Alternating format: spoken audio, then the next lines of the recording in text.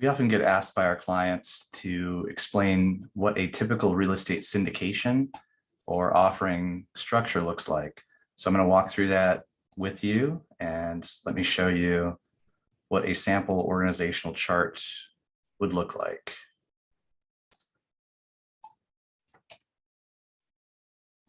So typically, what we have is in a typical commercial real estate syndication where a group of investors come together and pool their money. You've got up here is the property. This is the real estate being acquired or that they already own and are developing. Then typically what's called the issuer of the security, that means the company that's basically doing the syndication, is at this level. And this is the syndicate entity. Investors invest in this entity, and it can be an LLC or an LP, limited partnership. Right here, I have it listed as a limited liability company, which is pretty common because of the flexibility of LLCs. And this 100% owns the property. It becomes the borrower on any loans. Then down here, the owner of the issuer. Over here, you've got basically your investors, which are Class A members, typically is the way that we structure it. And they might own a direct 70% or 80% ownership interest in this company, which owns 100% of the property.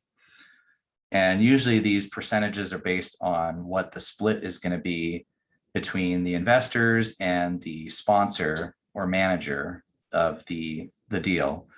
So the sponsor, a lot of times, will set up a separate manager entity, and that will be owned down here by the sponsorship team. They'll own this entity right here, and their carried interest or promote and any fees will be paid down through here.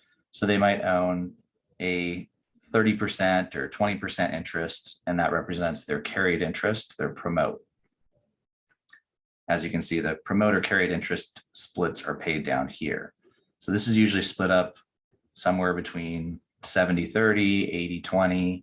Sometimes it can be 100%, 0%, and this entity just gets what's considered a profits interest. That's a little bit more complicated, so I won't get into too much of that today. Then you add another layer in some cases, an SPE or single or special purpose entity is added in between the property and the issuer. And typically this is going to be a Delaware LLC owned 100% by the issuer, and it becomes the borrower on any loan. And the reason this is put in is usually it's a lender requirement, basically to help protect the lender in the event of some kind of default, bankruptcy, something. They can take control of this SPE to have control of the property and protect their investment. Everything else is still the same. The issuer down here, your investors over here, and your sponsor entity over here. Now, this is a little bit more complex where you've got some of the investors might have 1031 tax deferred or tax exempt proceeds that they're bringing from another property. They want to invest them in the deal. And in order to comply with 1031 requirements, they have to own a direct ownership interest of the property.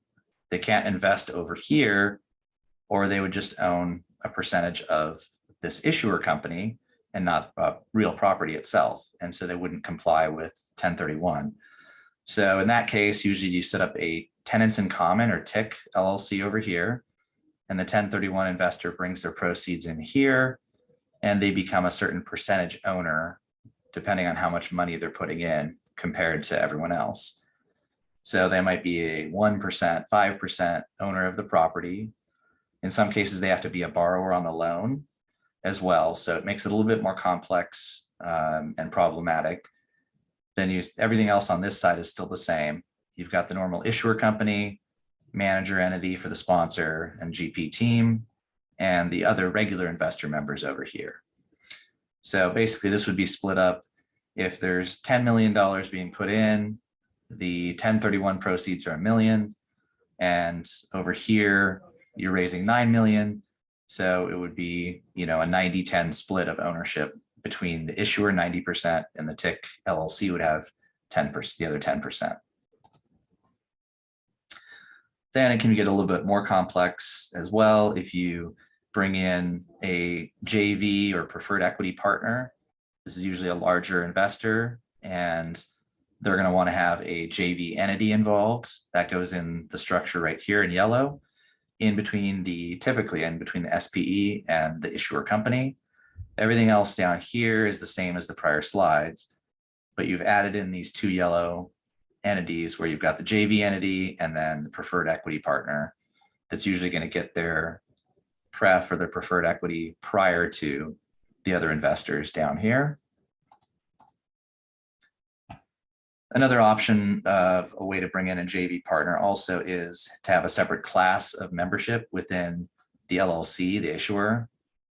So instead of having Class A members being the investors, Class B members be the GP team, you add a third layer, basically Class A for your preferred, Class B for regular, you consider common investors, and then Class C for the management entity. So you'd have a different waterfall within this issuer, so where the Class A gets paid out first, then to B and C. But this just depends on the JV partner that's coming in, what their requirements are. There's all kinds of different complexities and different types of structures that you can do. Basically, these are just the most common ones.